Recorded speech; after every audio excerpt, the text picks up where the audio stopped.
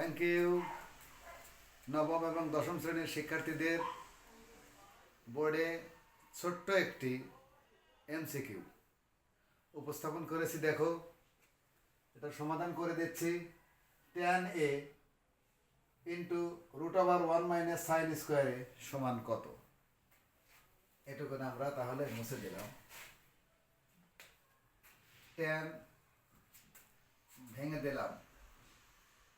tan অর্থাৎ sin a divided cos a গুণন, এই √এর আগে কিছু নেই মানে গুণন আছে, গুণন না দিলেও চলবে। √1 - sin স্কয়ার আছে, 1 - sin স্কয়ার অর্থ cos স্কয়ার।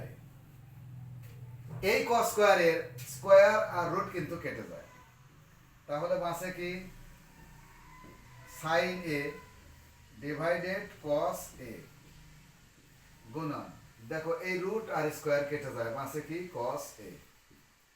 তাহলে cos a আর এই cos a কিন্তু কেটে যায়, বাঁচে sin a।